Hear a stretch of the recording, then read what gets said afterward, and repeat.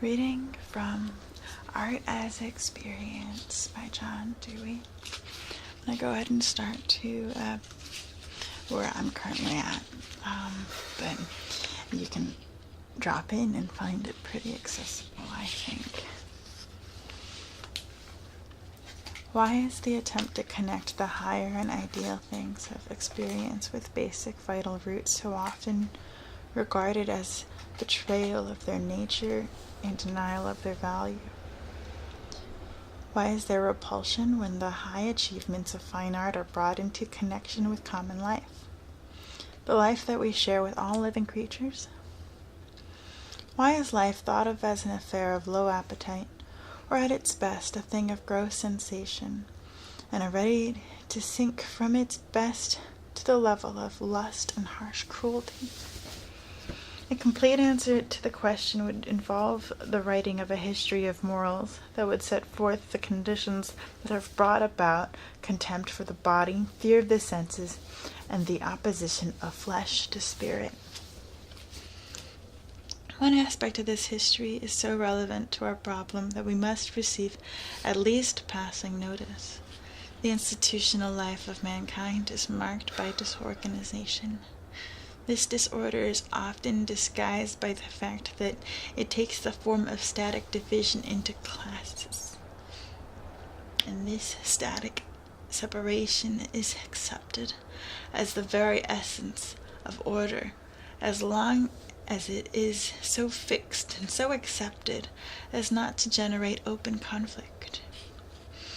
Life is compartmentalized, and the institutionalized compartments are classified as high and as low, their values as profane and spiritual, as material and ideal. Interests are related to one another externally and mechanically. They're a system of checks and balances. Since religion, morals, politics, business has its own each its own compartment within which it is fitting each should remain, art too must have its peculiar and private realm.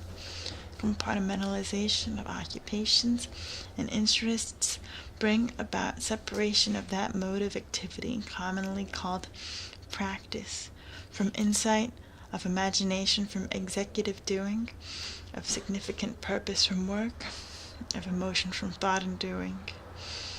Each of these has, too, its own place in which it must abide. Those who write the anatomy of experience then suppose that these divisions inhere in the very constitution of human nature. Of much of our experience, as it is actually lived under present economic and legal institutional conditions, it is only too true that these separations hold. Only occasionally in the lives of many are the senses fraught with the sentiment that comes from deep realization of intrinsic meanings. We undergo sensations as mechanical stimuli, or as irritated stimulations, without having a sense of the reality that is in them and behind them. In much of our experience, our different senses do not unite to tell a common and enlarged story. We see without feeling, we hear but only a second-hand report. Second-hand because not reinforced by vision. We touch, but the contact remains tangential, because it does not fuse with qualities of senses that go below the surface. We use the senses to arouse passion, but not to fulfill the interest of insight, not because that interest is not potentially present in the exercise of sense, but because we yield to conditions of living that force sense to remain in excitation on the surface. Prestige goes to those who use their minds without participation of the body, and who act vicariously through control of the bodies and labor of others. Under such conditions, sense and flesh get a bad name. The moralist, however, has a truer sense of the intimate connections of sense with the rest of our being then has the professional psychologist and philosopher, although his sense of these connections take a direction that reverses the potential facts of our living in relation to the environment. Psychologists and philosophers have in recent times been so obsessed with the problem of knowledge that they have treated sensations as mere elements of knowledge. The moralist knows that sense is allied with emotion, impulse, and appetition. He denounces the lust of the eye as part of the surrender of spirit to flesh. He identifies the sensuous with the sensual, and the sensual with the lewd. His moral theory is askew, but at least he is aware that the eye is not an imperfect telescope designed for intellectual reception of material to bring about knowledge of distant objects. Sense covers a wide range of contents: the sensory, the sensational, the sensitive, the sensible, and the sentimental, along with the sensuous. It includes almost everything from bare physical and emotional shock to sense itself. That is the meaning of things present in immediate experience. Each term refers to some real phase and aspect of the life of an organic creature as life occurs through sense organs.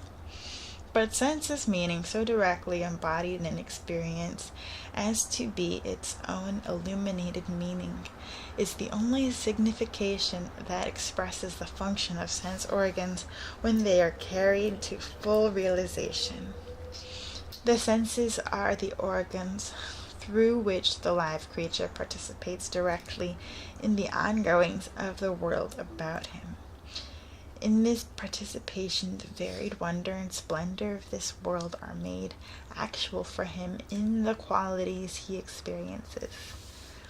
This material cannot be opposed to action, for motor apparatus and will itself are the means by which this participation is carried on and directed. It cannot be opposed to intellect, for the mind is the means by which participation is rendered fruitful through sense, by which meanings and values are extracted, retained, and put to further service in the intercourse of the live creature with his surroundings. Experience is the result, the sign, and the reward of that interaction of organism and environment which, when it is carried to the full, is a transformation of interaction into participation and communication. Since sense organs, with their connected motor apparatus, are the means of this participation, and every derogation of them, whether practical or theoretical, is at once effect and cause of a narrowed and dulled life experience. Oppositions of mind, body, soul, and matter, spirit and flesh, all have their origin fundamentally in fear of what life may bring forth. They are marks of contraction and withdrawal. Full recognition, therefore, of the continuity of the organs, needs, and basic impulses of the human creature with his animal forebears implies no necessary reduction of the man to the level of the brutes.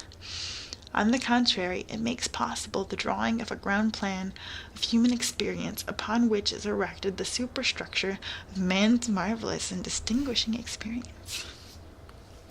What is distinctive in man makes it possible for him to sink below the level of the beasts.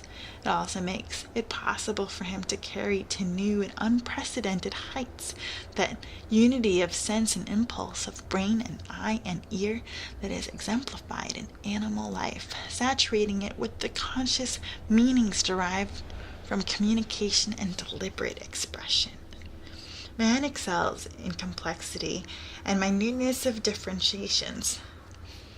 This very fact constitutes the necessity for many more comprehensive and exact relationships among the constituents of his being. Important as are the distinctions and relations thus made possible, the story does not end here.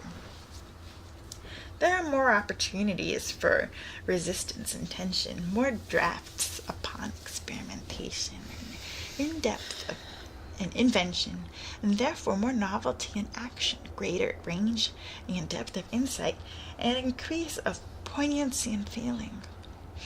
As an organism increases in complexity, the rhythms of struggle and consummation in its relation to its environment are varied and prolonged. They come to include within themselves an endless variety of sub-rhythms. The designs of living are widened and enriched. Fulfillment is more massive and more subtly shaded.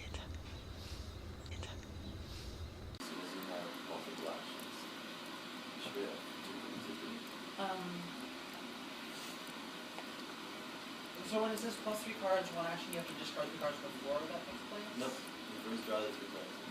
Because of the